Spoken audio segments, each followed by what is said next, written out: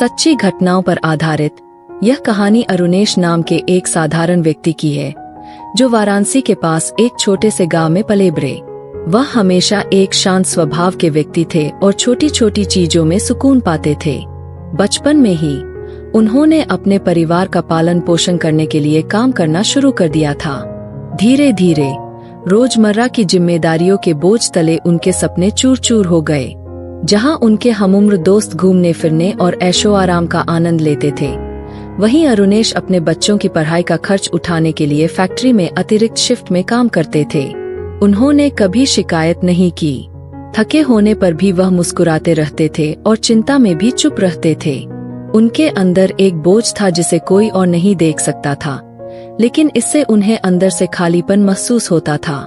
लेकिन उनके लिए त्याग प्रेम व्यक्त करने का एक और तरीका था। उनकी पत्नी माया अक्सर उन्हें अपने बारे में भी सोचने के लिए कहती थीं, लेकिन अरुणेश शांति से जवाब देते थे, अगर बच्चों को उनकी जरूरत की चीजें मिल जाए तो मैं खुश हूँ। यही उनका जीवन मंत्र बन गया। जब उनका बेटा गंभीर रूप से बीमार हुआ तो उन्होंने दवा लाने के लिए दिन रात मेहनत की। उस घटना ने उन्हें गहराई से बदल दिया। वह समझ गया था कि अपनों की रक्षा के लिए कोई दीवार नहीं होती। साल दर साल त्याग बढ़ता गया, लेकिन उसने कभी शिकायत नहीं की। उसका प्यार त्याग और संयम पर टिका था। एक दिन उसके छोटे भाई को एक गंभीर बीमारी का पता चला। इलाज बहुत महंगा था और बिना किसी जटिल ऑपरेशन के उसकी जान बचाना मुश्किल था। घर में पैसे नहीं थे। सबने इसे अपरिहार्य मान लिया और हार मान ली, लेकिन अरुणेश इसे स्वीकार नहीं कर सका।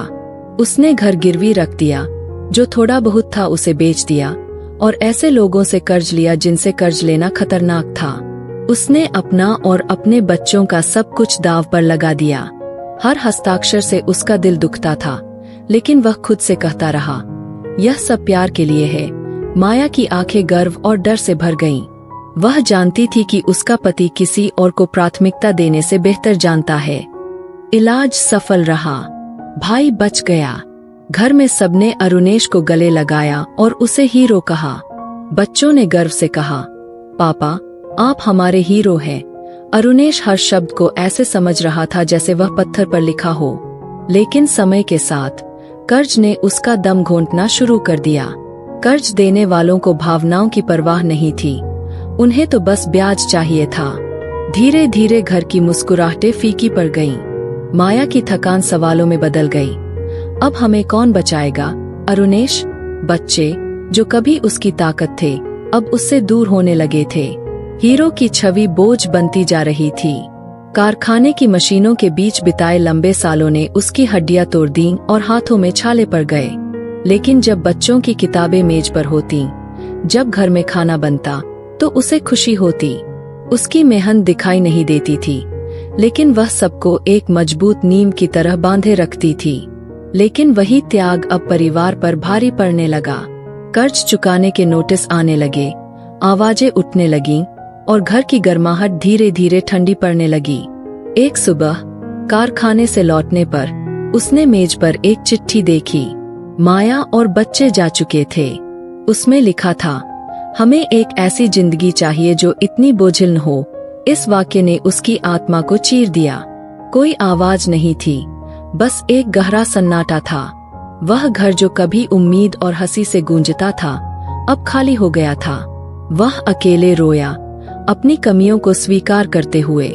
उसने बहुत कुछ दिया था, शायद जरूरत से भी ज्यादा, लेकिन राख में भी एक चिंगारी बाकी थी। उसने तय किया कि वह अकेलेपन को अपनी पहचान नहीं बनने देगा। उसने कागजात इकट्ठा किए, उधारदाताओं से बात की और नई नौकरी की तलाश शुरू कर दी। पुराने दोस्त और पड़ोसी उसके पास आए।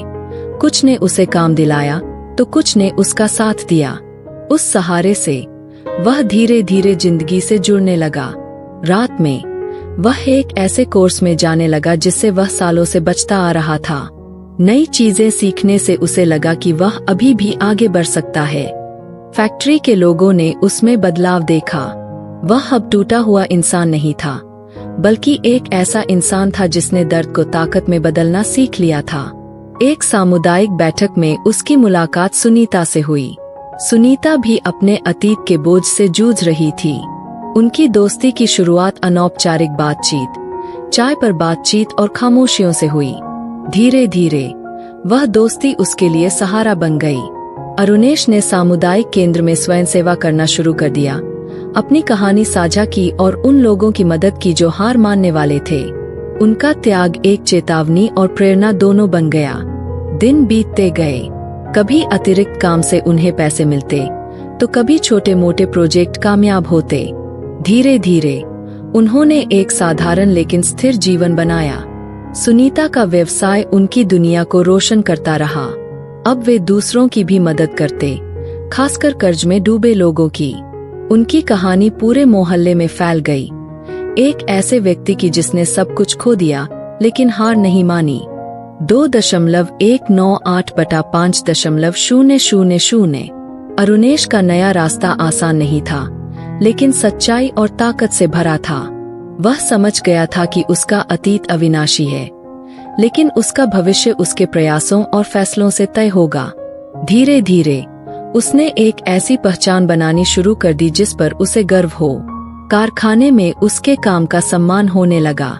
उसे ज्यादा जिम्मेदारी वाली नौकरी मिल गई, जहां उसकी राय और अनुभव को महत्व दिया जाने लगा। सुनीता के साथ उसका रिश्ता गहरा होता गया। दोनों ने कभी बड़े बड़े वादे नहीं किए, लेकिन उनकी संगति ने उन्हें आगे बढ़ने के लिए प्रेरित किया। उन्होंने आस पड़ोस के बच्चों के लिए छोटी छोटी गतिविधियां आयोजित करना शुरू कर दिया, जैसे शाम की कक्षाएं और पढ़ने कहानी सुनाने की सभाएं। अरुणेश को एहसास हुआ कि दूसरों की मदद करके उसका अपना दुख धीरे धीरे कम हो रहा था। अब उसके दिल में यह बात साफ हो गई थी कि उसका बलिदान व्यर्थ नहीं गया। हालांकि उसके परिवार ने उसे छोड़ दिया था, लेकिन उसकी कहानी ने दूसरों के लिए एक रास्ता खोल दिया। लोगों ने कहा, अरुणेश भैया के जीवन ने हमें सिखाया कि चाहे कितनी भी मुश्किलें क्यों न हो, अगर इंसान डटा रहे तो सब कुछ बदल सकता है। एक दिन उसे पड़ोस के पुस्तकालय में आयोजित एक बैठक में आमंत्रित किया गया। वहां उसने अपनी यात्रा के बारे में बताया, कैसे उसने सब कुछ खो देने के बाद भी हार नहीं मानी। उसकी आवाज में आंसू थे, लेकिन कमजोरी नहीं। वहां बैठे युवाओं ने तालियों से उसका स्वागत किया। उस दिन अरुणेश को पहली बार समझ आया कि उसका दर्द अब बोझ नहीं, बल्कि एक विरासत है जो आने वाली पीढ़ी को मजबूत करेगी। समय बीतने के साथ उसके जीवन ने आकार लिया। सुबह काम, दोपहर में सामुदायिक सेवा और रात में पढ़ाई में डूबे रहना। अब उसे पता था कि खुशी बड़े बड़े आयोजनों से नहीं, बल्कि रोजमर्रा के छोटे छोटे पलों से बनती है। एक कप चाय की गर्माहट, एक बच्चे की मुस्कान, एक पड़ोसी की मदद, यही उसकी सच्ची जीत थी। और इस तरह अरुणेश का जीवन, जो कभी अकेलेपन और लाचारी से घिरा था, धीरे धीरे समाज और आत्मसम्मान के प्रकाश से भरने लगा। उसने त्याग के अर्थ को लेकर एक नया नजरिया अपनाया है।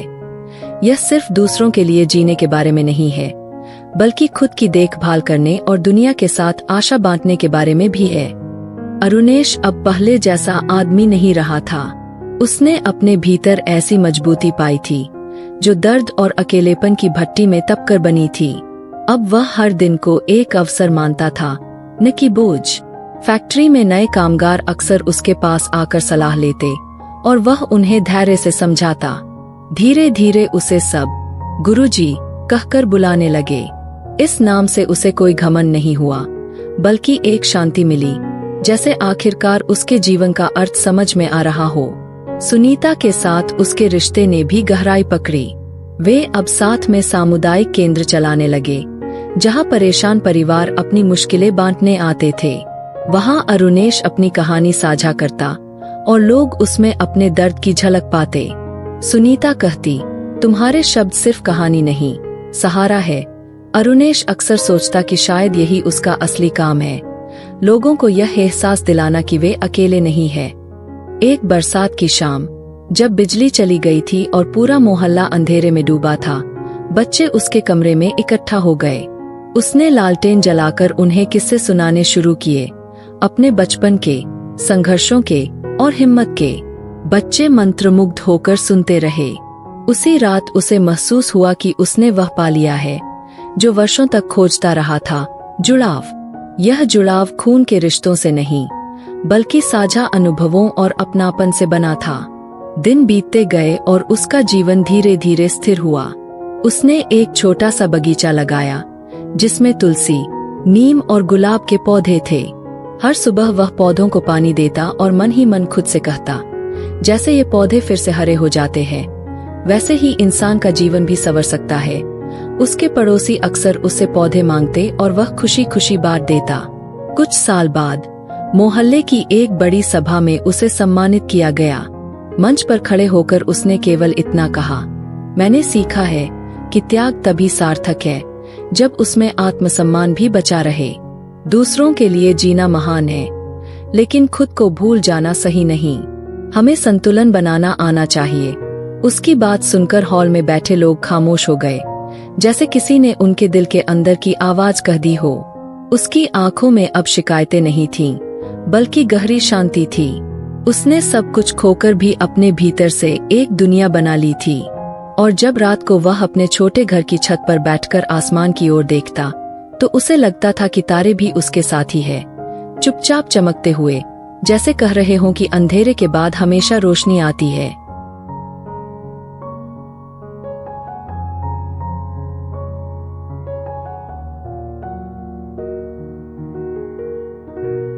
समय की धारा ने अरुणेश को और भी परिपक्व बना दिया।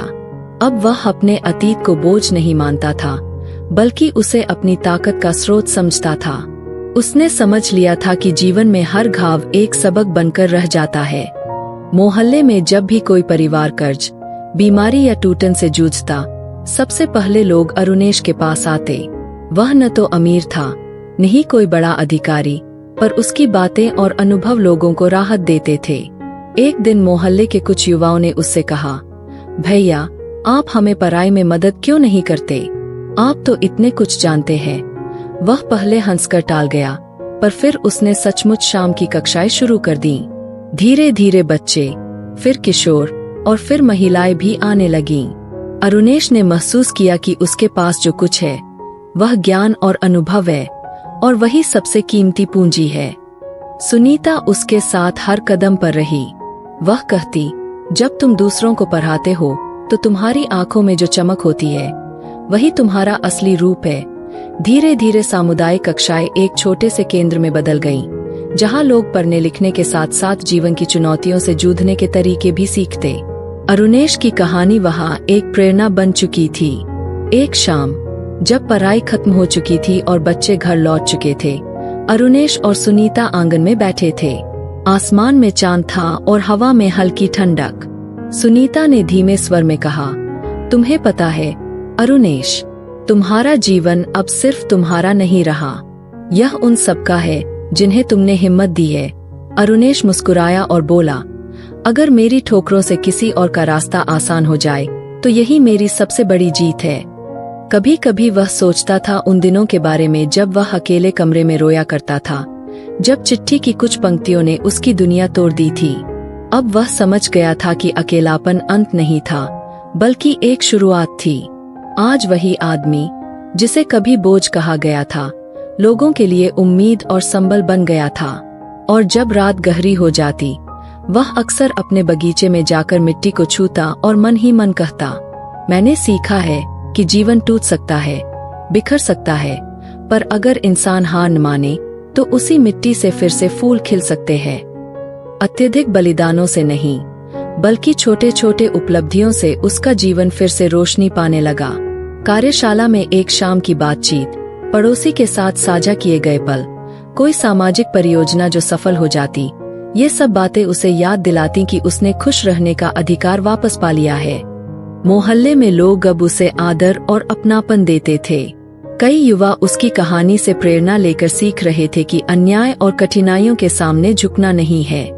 अरुणेश यह सब विनम्रता से स्वीकार करता, बिना किसी घमंड के। उसके लिए यह किसी इनाम जैसा नहीं था, बल्कि सिर्फ चलते रहने का परिणाम था। कभी कभी जब वह अपने खाली घर को देखता तो दिल में हल्की चुभन होती, लेकिन अब वह चुभन उसकी दिशा तय नहीं करती थी। उसके पास योजनाएं थीं, रिश्ते थे, और यह सच्चाई थी कि जिनके चले जाने से खालीपन आया, उससे उसकी जिंदगी समाप्त नहीं होती। धीरे धीरे मजबूत कदमों के साथ उसने एक अध्याय बंद किया और दूसरा शुरू किया। उसने सीख लिया कि त्याग कभी अपना मूल्य नहीं खोता, चाहे लोग उसे भूल जाए। उसका मूल्य बदलकर एक सबक और शक्ति बन जाता है, आगे बढ़ते रहने की ताकत। आने वाले सालों में अरुणेश ने अपने जीवन को बेहद सधे हुए ढंग से संवारा। उसकी बचत धीरे धीरे बढ़ी, दोस्ती गहराई में बढ़ी और उसका काम उसे भावनात्मक स्थिरता देने लगा। यह कोई चमकदार जीत नहीं थी, पर यह एक गहरी और शांत विजय थी। उसने कभी प्रतिशोध नहीं चाहा।